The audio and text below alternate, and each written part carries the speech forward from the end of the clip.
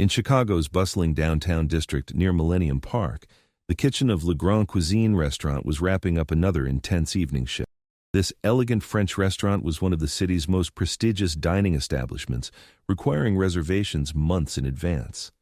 Alex Turner, 24 years old, with brown hair and green eyes, was a passionate young chef. He had been devoted to cooking since childhood and graduated from the Culinary Institute of Chicago. However, life hadn't gone according to his plan. After his father's sudden death, the family was drowning in debts. His mother's cancer treatment expenses and his sister's university tuition had financially crushed Alex. "Alex, that's enough for today," said sous chef Martinez in a tired voice. "You're always the last to leave. Get some rest." "Thanks, chef, but I want to finish cleaning," said Alex, continuing to polish the counters. In reality, he desperately needed the overtime pay. He worked every day from 6 a.m. until 11 p.m. After the kitchen emptied, Alex was left alone. This silence was his favorite moment, the only time he could think and dream. He fantasized about opening his own restaurant someday, but in his current financial situation, it seemed like just a dream. Just then, the kitchen door opened and Victoria Harrington entered. 72 years old, her silver hair elegantly styled in a bun, wearing an expensive Chanel suit. Victoria owned an empire of 5 luxury restaurants in Chicago, including Le Grand Cuisine. Alex had only seen her from a distance. She was usually talking with VIP customers or conducting business meetings. "Alex Turner, isn't it?" Victoria said, her voice authoritative but polite. Alex looked up in surprise. "Yes, ma'am. Is there a problem?" "Quite the opposite. I want to talk with you. Come to my office tomorrow afternoon." The next day, Alex went up to Victoria's luxurious office above the restaurant. The office was furnished with antique furniture, with photographs of famous chefs hanging on the walls. Victoria sat behind her desk, gesturing for Alex to take the seat across from her. "Alex, I have a special proposal for you," Victoria said directly. "I know about your financial situation. Your father left large debts when he died. Your mother's treatment is expensive and your sister is studying at Harvard." Alex felt uncomfortable. "How do you know this information?" Victoria smiled. "In the business world, you need to know everything. I want to help you." "What kind of help?" Victoria stood up and walked to the window. "Marry me." Alex's jaw dropped. "What? How do you mean?" "A business arrangement. I'm old and alone. You need money. If you marry me, I'll pay off all your debts, cover your mother's treatment, and provide money for your sister's education. In return, you'll be my husband. On paper only." Alex looked at her in confusion. "But why me? You don't even know me." Victoria fixed her eyes on him. "I do know you, Alex, very well. You're Henry Turner's son." Alex's heart raced. How was she talking about his father, Henry?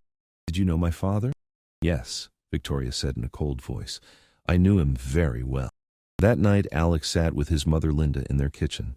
Linda had lost her hair due to chemotherapy, had become thin, but was still trying to stay strong. "Mom, I'm going to ask you a strange question. Did Dad ever mention someone named Victoria Harrington?"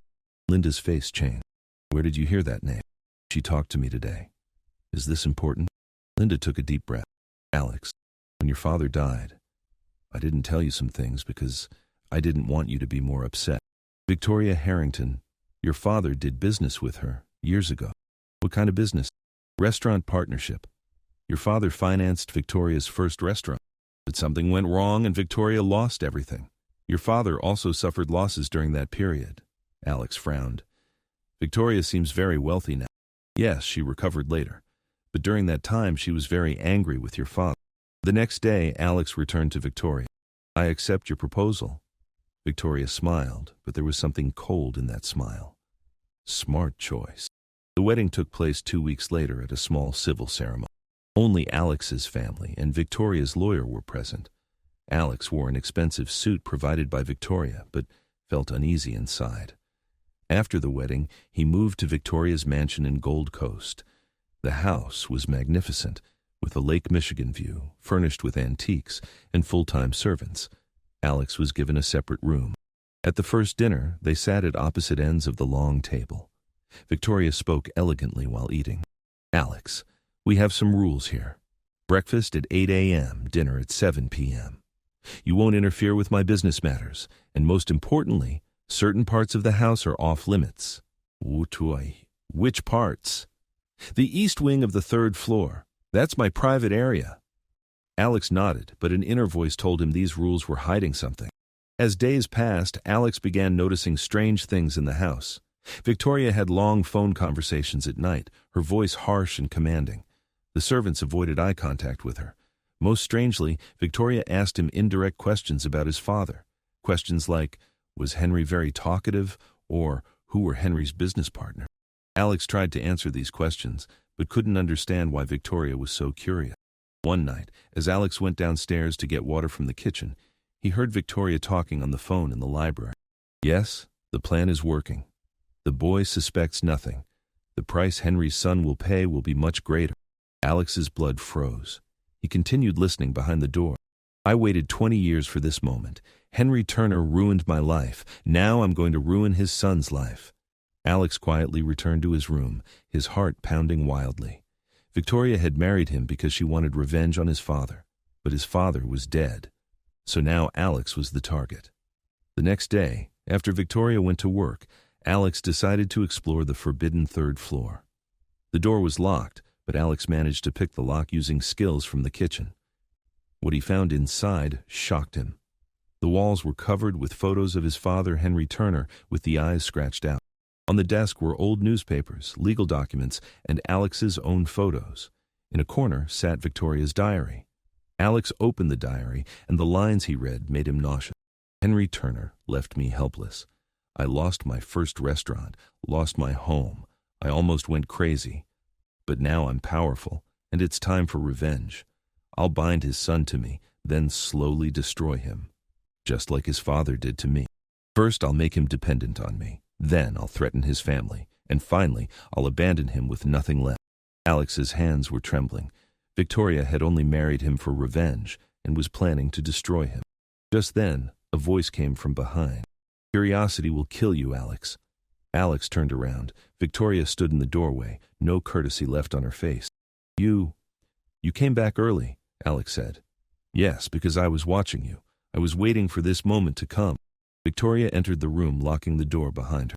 Now you've learned the truth. Yes, I married you because your father ruined my life. Since he's dead, you'll pay the price. Alex backed away. I'm not responsible for what my father did. Aren't you? Victoria narrowed her eyes. When your father bankrupted my restaurant, when he stole my dreams, I was innocent too, but I still suffer. What do you want? Justice. Your father left me helpless. I'll leave you helpless too. First, I'm cutting your family's treatment expenses, then your sister's university money, and finally, I'll throw you penniless onto the street. Alex's mind was racing. You can't do this? We have a marriage contract? Victoria chuckled. That contract was prepared by my lawyer. I can divorce whenever I want, and I'm not obligated to give you anything. Alex fell into despair. Victoria's trap was perfect. But, Victoria said, I'm giving you a chance. Get on your knees and apologize for your father. Maybe then I'll be merciful. Alex looked at her, swallowing his pride, and knelt down. I'm sorry, Victoria. I don't know what my father did, but I apologize on his behalf. Victoria looked at him for a while, then smiled coldly. This isn't enough. Alex stood up, his fear now gone. Then I'll fight. With what? You're just a poor chef. With the truth, Alex said in a determined voice. Because I'm going to investigate what my father did, and I'll learn the truth. That night, Alex left the house and decided to visit the old family lawyer, Martin Sanders. Sanders had kept his father's old file. Alex, are you sure you want to see these files? Sanders said in a worried tone. Yes, I need to know what happened between Victoria Harrington and my father. Sanders brought out the files. Inside were old contracts, bank records, and correspondence. Alex, your father never did any harm to Victoria. Actually, quite the opposite. What do you mean? Sanders showed Alex the documents. Look, this is the investment he made in Victoria's first restaurant. Your father gave $200,000. But when things went bad, Victoria asked for more money. What happened then? Your father said he couldn't give more money because his own business was also failing. Victoria got very angry about this and told your father she wouldn't pay back the debt. Alex examined the documents. The truth was very different. His father hadn't swindled Victoria. Victoria hadn't paid back the debt and had blamed his father. Even worse, Sanders said, Victoria became wealthy later and could afford to pay the debt, but she never made any payments. Alex returned to Victoria with the evidence in hand. Victoria was sitting in the living room, appearing calm. Victoria, we need to talk. I'm listening. Alex put the documents on the table. My father didn't swindle you. You didn't pay his debt and then blamed him. Victoria's face changed, but she still tried to remain calm. I don't know where these documents came from, but from my father's lawyer's files. These documents are real, Victoria. You want revenge on my father, but he didn't do anything wrong. Victoria quietly stood up, looking out the window. After a long silence, she spoke. Maybe you're right, Alex. Maybe I muddied the truth while doing all this. Alex watched her carefully. But you know what? Victoria said, turning to look at him. It doesn't matter anymore. I suffered a lot, and someone needs to pay for it. This is wrong, Victoria. Life is wrong, Alex. Sometimes innocent people suffer. Victoria quickly reached for her phone and dialed a number. Yes, this is Victoria. We're switching to Plan B. Cut Alex's mother's treatment expenses now. Also cancel his sister's university scholarship. Alex was shocked. You can't do this. I just did. Alex angrily walked toward Victoria, but Victoria backed away. As long as you're married to me, this family's fate is in my hands. If you divorce me, you won't get anything. Alex looked at her desperately. Victoria's trap was truly perfect. But Alex didn't give up. The next day, he began meeting with Victoria's business partners and competitors. Chicago's restaurant world was small, and there were people willing to talk about Victoria's past. Chef Roberto Martinelli, a former business partner, gave Alex shocking information. Victoria is very manipulative, Alex. She almost bankrupted my restaurant, too. She had fake documents, played legal games. Thank God I gathered evidence and stopped her. What kind of evidence? Tax evasion, stealing employee wages, fake accounting reports. The FBI was interested in her at one point. Alex got excited. If Victoria had illegal activities in her past, this could be leverage he could use. That evening, he decided to search Victoria's office. The office on the ground floor of the house was usually locked, but Alex used his kitchen skills to pick the lock. What he found in the office showed how systematically Victoria operated. File cabinets full of fake documents, manipulated financial reports, and most shocking of all, video recordings of her threatening other employees. As Alex began recording these, Victoria entered. Alex, what are you doing here? This time Alex wasn't afraid. Looking for the truth, Victoria. Truth? The truth is you're in my house, living by my rules. Alex picked up the files. What are these fake documents, Victoria? These video recordings? You're not just taking revenge on my father, you're a serial manipulator. A mixed expression of anger and fear appeared in Victoria's eyes. Put those documents down, Alex. I'm taking these to the police.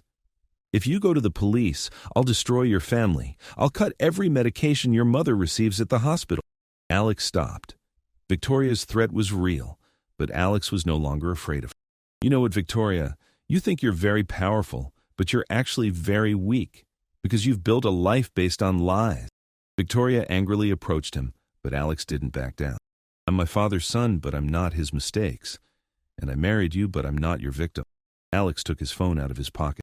Also, I recorded our entire conversation. Your threats, confessions of illegal activities, it's all here. Victoria's face had gone pale. Now I'm going to make you an offer, Victoria. This marriage agreement ends. I return to my normal life with my family.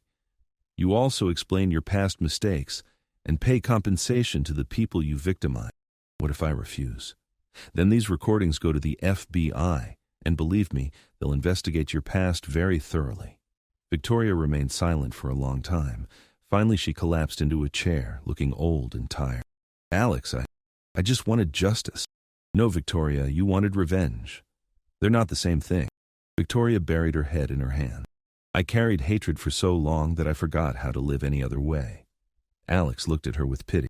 It's not too late, Victoria. You can do the right thing. A few weeks later, Victoria confessed her past mistakes in an interview with Chicago newspapers and announced she would pay compensation to the people she'd harmed. She also cleared the debts with Alex's family. Alex divorced Victoria but held no grudge against her. In fact, Alex helped Victoria and ensured the elderly woman received psychological support. Why are you helping me, Alex? Victoria asked when they last met. Because I want to break the cycle of revenge. You tried to take revenge on my father, but I don't want to take revenge on you. Victoria tried to hold back the tears welling up in her eyes. You're a much better person than your father, Alex. Maybe, but you can be a better person too. Months later, Alex opened his own small restaurant. Turner's kitchen was simple but cozy. Victoria also came on opening day, humbly. Alex, thank you for forgiving me, she said. Victoria, I think I needed to forgive you, but actually I mainly needed to forgive myself. What do you mean? I was angry at you for being my father's son when I forgot I was angry about paying the price for things my father didn't do. But the person I really needed to forgive was myself. Victoria nodded. You taught me a lot, Alex. The power of forgiveness, the power of kindness. Today, Alex is a successful chef and restaurant owner. His mother recovered her health. His sister finished university. Victoria focused on charity work and continues to pay compensation to people she manipulated. They still see each other, no longer as enemies, but as two people who learned from life's pains. Sometimes life tests us, Alex tells his customers, but the lesson we learn from the test makes us better people. Not taking revenge, but forgiving and moving forward. Victoria also has a sign hanging in her workplace. The past stays in the past. We build the future. Lesson learned from Alex Turner. This story shows that revenge never brings true happiness, but forgiveness heals both sides. Alex and Victoria's story proves that even the darkest intentions can be overcome with kindness and understanding.